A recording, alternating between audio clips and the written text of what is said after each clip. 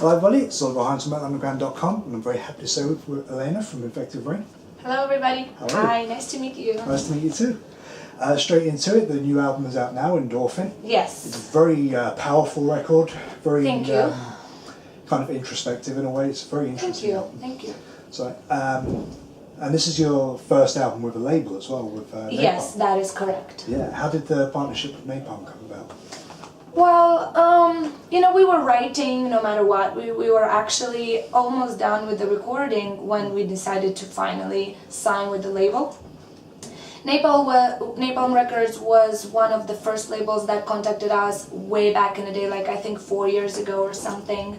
We had other offers after them, but somehow they always stuck around and they were always very nice to us, and they were like, hey, we're still here, we still want you, blah, blah, blah. For some reason, it was never right for us until the February of this year, when we were like, yes, we need people that love our music on board, that are professional and know exactly what they're doing in order to bring Infected Rain to a different level, and in order to just at least make it possible for people to buy our CDs in a record store or something. So far we love it. I can't say that collaborating with them changed somehow our style or our album or the way we write. No, and I don't think that will ever change, because they are genuinely supportive of what we already are, which is amazing, which is exactly what we wanted. So, yeah. Yeah, most bands I've met that are on Napalm say they know who they're signing, and they yeah, exactly. And the best part about it is that all Napalm wants to do is to bring us, to give us exposure. Yeah. So obviously we're having more plans for the future. We're having more interviews. We are having more, more of everything, really. So that's their part. Cool. Something else that's very strong about the album is the artwork as well. It's very, very cool. Who did the artwork? We did. You did? Yes, from scratch. And it's super funny because we actually involved the label as well, and we tried to find artists together too. We tried to even work with the same artists that worked for us for the previous 2 albums, and for some reason it was just not good enough. Which was very disappointing, because the previous 2 albums we were like, yes, right away. It was our friend, she's an amazing artist, but for some reason it was just not exactly what we wanted for this cover. And then the label started getting involved and finding artists, and we got some sketches and some ideas from their side, and it was still not there. Until we were like, you know what, this is how we see it, we should just try to do it ourselves. So we involved some photographers we've been working with in the past, and we literally did it by scratch. We found the little rat by ourselves, we bought the heart, we brought the soil, and the hands on the cover are actually the hands of our guitar player. Okay. Yeah, and the wire is my microphone wire. Yeah, we did it ourselves. Oh, well done. Thank you. Very cool. Thank you. I think it means more when you do it yourself. Yeah, it's more of like a complete, I hesitate to say project, but... Absolutely. You're very right, because it's like when you write a song, you see, it's easy and difficult at the same time to do a cover song. Yes. When you do it yourself, it's way different, because you put your own heart, your own feelings, and your own thoughts into it, and you know exactly how it has to sound. Same with the artwork. Unless you find people who are on the same vibe and same state of mind, and they understand you right away, like we did in the past. Like it worked out for us in the past, but for some reason this one was very special, and we were like, no, we have to do it ourselves, I think. So we did. Cool. Lyrically, the album's very interesting as well. Thank you. I've seen some interviews where you were discussing Passerby in particular, which obviously is a very striking video. All 3 videos are very striking, and the lyric video. Thank you. Very, very powerful. And like I say, it's it kind of but it's to do with like privacy and your own self-respect as a human being in a way. If we're talking about Passerby, yes. It's more about expectations. Yeah. Because even to the point where you don't mind sharing your own personal life and feelings and thoughts, but expectations is what I think is the worst problem of our society, and I felt it on myself a lot, especially the more popular the band gets, especially because I'm a girl, I think, because it's always super high expectations. And I think this is not a competition, this is not a fashion show, this is not a like athletic it's not a competition. game. It's not, and it has to be very natural and very simple, especially because we're talking about metal.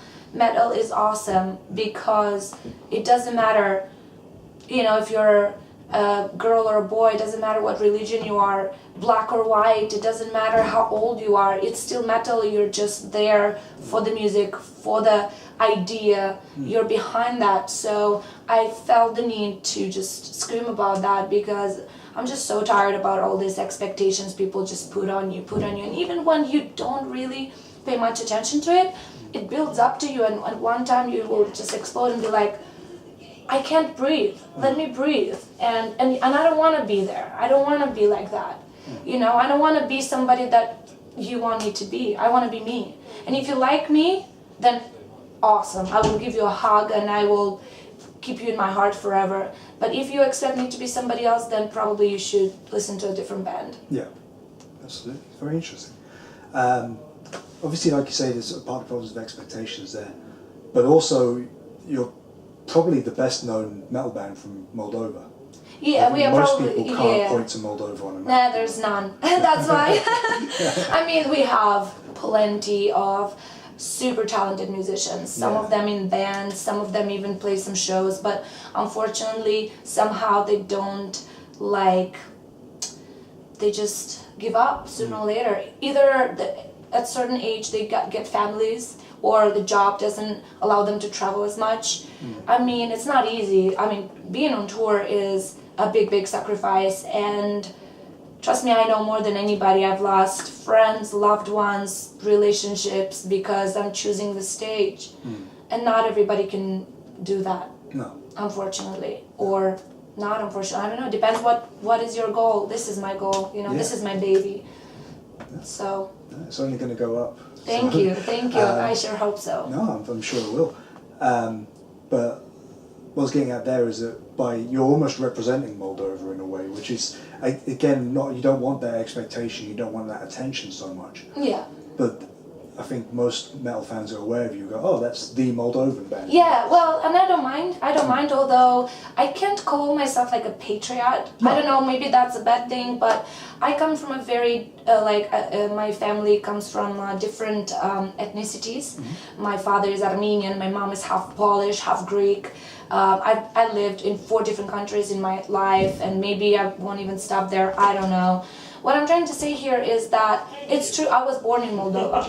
My mom was born in Moldova as well, but from different parents, from different parents from different countries, yes. Yeah. And in my band, I have, there are people that were born in Russia, some were born in Moldova, so I don't know, we don't mind being the face and representing Moldova, but at the same time, is that the goal? No, that is not the goal. But we don't mind, absolutely. We love our country, and we go back there and we talk with pride. I say it from the stage that we are from the Moldova, Yeah. Do you think that now with so much access on the internet and everything as well, the bands from countries like Moldova or even other Eastern European states, like say Serbia, for example, have more of an opportunity to be exposed to Western audiences? Definitely. I think when we started, it already was somehow out there, internet was already pretty popular. Yeah. Not as much as now, because we started in 2008, but already YouTube was big, everything Facebook, there was no Instagram and some other stuff, but I just can't imagine, back in the days, in the 80s and the 90s, the only exposure was radio stations. When I remember when I was 13 to 15, I was listening to music at MTV when MTV was cool, you remember it? Yeah. And radio stations, that's it. That was the only way. But at the same time, there were less bands. I feel like nowadays with the internet era, it gives you the opportunity to be an amazing musician, an amazing band without even touring. And you will be known. Yeah. And that's like good and bad at the same time. But same with the back in the days, you know, like if you were like halfway decent, you would be famous. Yeah. Because there were not many bands were like stubborn enough to get to the radio station and to like continue playing a lot of shows. And actually, even it doesn't matter what you play, it doesn't matter if it's metal or pop music. You know, if you are halfway decent, you were on the radio. Now it's a little bit more tricky. You gotta be like really good. There's so many bands. Again, no pressure, no competition, but at the same time, internet helps. I think internet helps a lot. I personally am very thankful that there is internet. Yeah.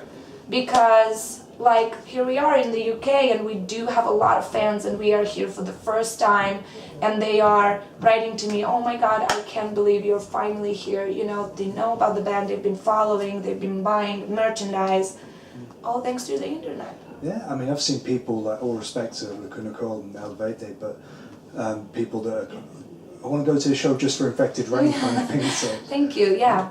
That's really awesome. Cool. Just finally then, because I know you're... Yeah, there's somebody else. What's the plans for next year? Oh my god, there's so much actually. There's like, we are overwhelmed with plans, to be honest. We have to choose because we're having a lot of offers. And hopefully, fingers crossed, we are going to be able to come back again to the UK and other countries that required visas and we couldn't afford to do that in the past. So hopefully we are going to try to conquer places we've never been before, yes. Excellent. That's the plan. Major plan. Best of luck, and I'm really Thank you looking forward to so seeing much. you. Thank you for the questions, and it was my pleasure. Thank you very much. Mine too.